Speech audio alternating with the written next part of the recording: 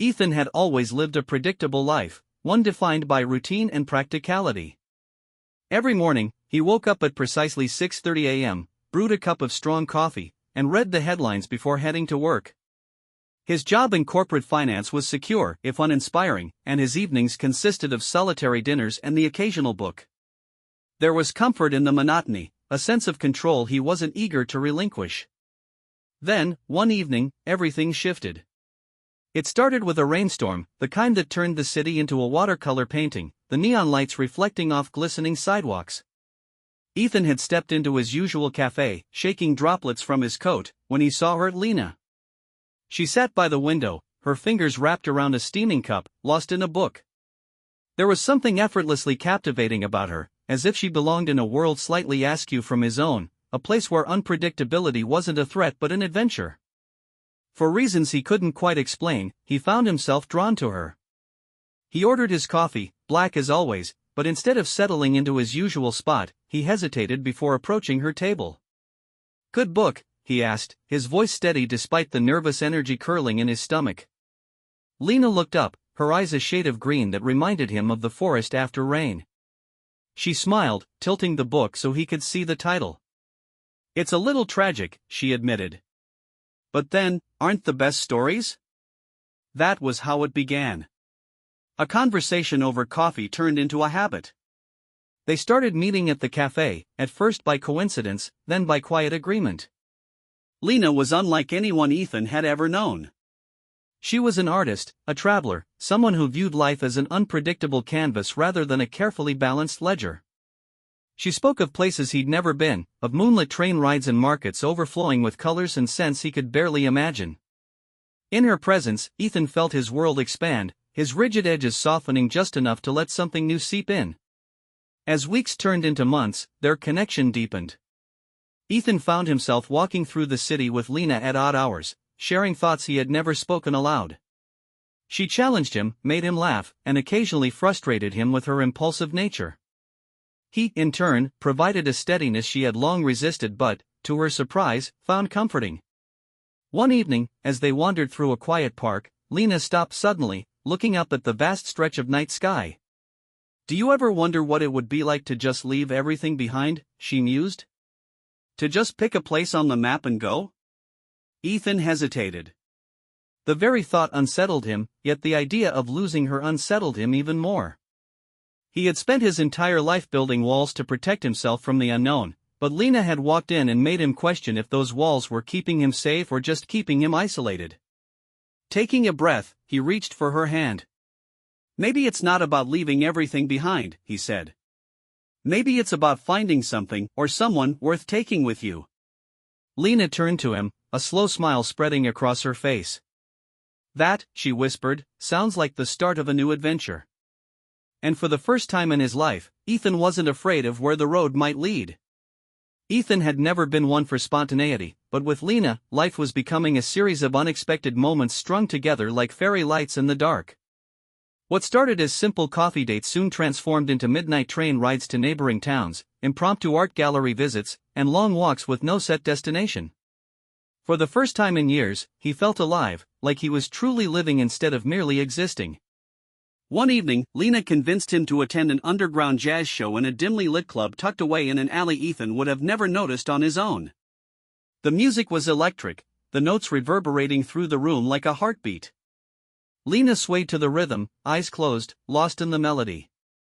Ethan, ever the observer, found himself captivated not just by the music but by her, by the way she existed so fully in every moment. She opened her eyes and caught him watching.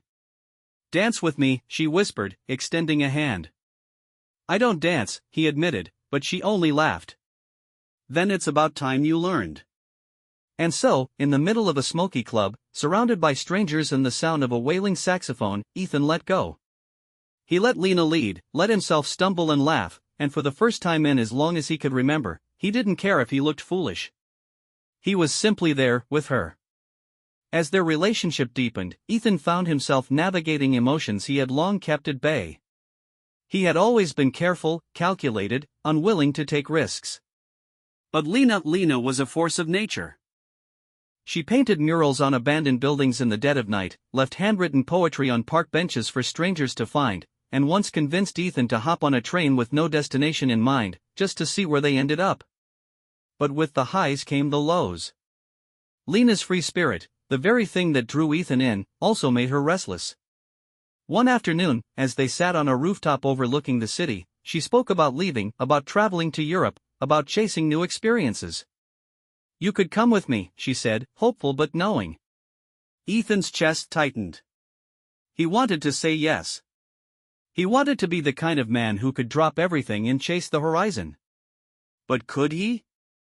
Could he leave behind the life he had built, the career that kept him grounded? "I don't know if I can," he admitted, voice barely above a whisper.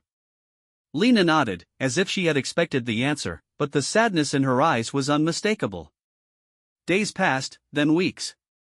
They continued their late-night adventures and coffee shop conversations, but something lingered between them, an unspoken tension neither wanted to acknowledge. Then, one evening, Lena wasn't at their usual cafe. Ethan waited, checking his phone, glancing at the door every few minutes. But she never came. The next day, he found a note in his mailbox. "Ethan. Some people are meant to stay in one place, and some are meant to roam. I think I've always been the latter.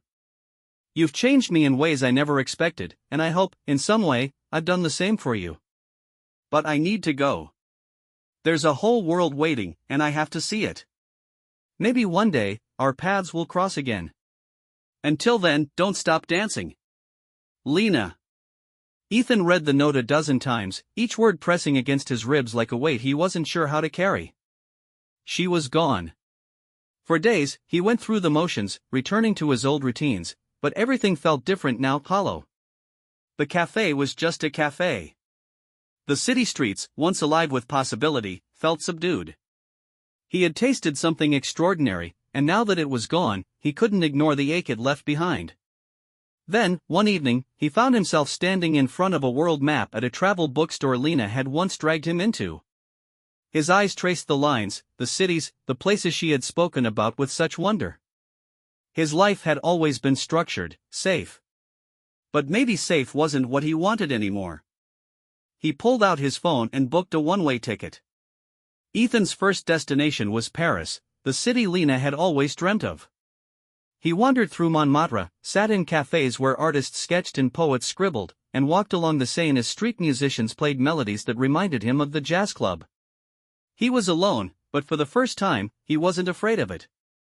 Months passed, and Ethan found himself moving from city to city, collecting memories instead of possessions.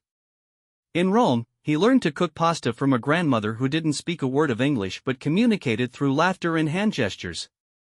In Istanbul, he got lost in the Grand Bazaar, bartering for trinkets and tasting spices that set his senses on fire. In Kyoto, he sat beneath cherry blossoms, realizing how fleeting and beautiful every moment truly was. One evening, in a quiet cafe in Prague, he heard a familiar laugh. He turned, heart pounding, and there she was, Lena, sitting by a window, a cup of coffee in hand, lost in a book. She looked up, eyes widening in surprise before a slow smile spread across her lips. "Well," she murmured, closing the book. "Took you long enough?" Ethan exhaled a breath he hadn't realized he was holding, a grin tugging at his lips. "Some things," he said, taking the seat across from her, "are worth chasing." And just like that, their story began again. Ethan sat across from Lena, his coffee growing cold as he took in the sight of her. The months apart had not dulled her vibrance, if anything, she looked even more alive. The soft glow of the Prague cafe lights cast a golden hue over her face, making her seem almost unreal. But she was here. After all the miles, all the choices, all the moments where he thought he had lost her for good, she was here. He wanted to say so many things, to ask 100 questions at once, but Lena just tilted her head and smirked. "So," she said, "where have you been, traveler?" He exhaled a laugh, shaking his head. "Everywhere, it feels like. Paris, Rome, Istanbul, Kyoto. And you?" "Oh, you know," she mused, tapping her fingers against her cup. "Everywhere too. Just on a different route, I suppose." Ethan leaned forward. "And now?" Lena grinned. Now, I'm here. And so are you. So tell me, Ethan, where do we go from here? The next few weeks were a blur of rediscovery. They wandered through the cobbled streets of Prague, getting lost in its labyrinth of alleyways, stopping at bookstores, sampling local pastries, and watching the Vltava river shimmer under the setting sun. It felt like no time had passed at all, and yet, something was different. Ethan had changed. He was no longer the man who clung to routine, who feared the unknown. He had learned to embrace uncertainty, to welcome the unexpected. And Lena noticed. One night, after a particularly reckless decision to sneak onto the rooftop of an old opera house to watch the city lights, Lena turned to him and said, "You're different." Ethan smiled, looking out over the sprawling cityscape. "I had a good teacher." Lena nudged him playfully. "Well then, let's see how much you've really learned." She pulled out a train schedule from her bag and unfolded it across the rooftop floor. Dozens of destinations stretched out before them. "Pick one," she said. "Any one." Ethan hesitated for only a second before pressing his finger down on a name at random. "Budapest." Lena's eyes sparkled. "Bold choice. Pack your bags, Ethan. We leave at dawn." Budapest, the city of light and shadow. Budapest was electric. The ruined bars were alive with music and laughter, and the thermal baths were a surreal mix of relaxation and conversation with strangers. They spent their days exploring castle ruins, feasting on goulash, and riding trams that clattered along the Danube. One night, Lena convinced Ethan to break into an abandoned theater. Armed with only a flashlight and a bottle of cheap wine, they crept inside, their footsteps echoing in the vast emptiness. The stage was covered in dust, forgotten costumes still hanging in the wings. Lena climbed onto the stage and twirled, her laughter ringing out in the darkness. "Dance with me, Ethan." Ethan hesitated only for a moment before stepping onto the stage. They danced beneath the broken chandeliers, moving to music only they could hear. It was ridiculous. It was reckless. It was perfect. As the night stretched on, they sat on the edge of the stage, legs dangling over the side. "What if we never stop?" Lena asked suddenly. "What if we just keep going? No end destination, no plan, just this?" Ethan thought about it. About all the things he had left behind. About all the things he had found instead. He turned to her, his answer clear. "Then let's keep going." The road ahead, love, loss, and unexpected detours. The months that followed were a whirlwind. They trekked through the Swiss Alps, camped under the stars in Morocco, and got caught in a monsoon in Thailand, laughing as they ran barefoot through the flooded streets. But not every moment was easy. There were fights, small ones at first, then bigger ones. Ethan struggled with Lena's unpredictability, her tendency to vanish for hours without a word. Lena chafed at Ethan's need for occasional stability, his moments of hesitation when she wanted to leap without looking. One night in Istanbul, after a particularly heated argument, Lena disappeared for 3 days. Ethan searched every cafe, every art studio, every place he thought she might go. When she finally returned, she looked exhausted, her eyes red from crying. "I don't know how to do this," she admitted. "I've always been alone. I don't know how to be with someone and still be me." Ethan took her hand, squeezing it gently. "Then let's figure it out together." They did. Slowly. Learning when to give space, when to hold on tighter. Their love was messy, unpredictable, and sometimes infuriating. But it was real. And it was worth it. A love story with no final chapter. Years passed, and they never did settle down, not in the traditional sense. They built a life on the road, taking odd jobs, painting murals in exchange for lodging, writing travel guides, and living off their adventures. One winter, they found themselves in Paris again. Sitting in a quiet cafe, much like that first night in Prague. Lena glanced at Ethan over her coffee. "You ever think about stopping?" Ethan considered it. "Not really." "Do you?" She smiled. "Not really. But sometimes I wonder if we'll ever find a place that makes us want to." Ethan reached across the table, taking her hand in his. Maybe we already have. Maybe it's not a place at all.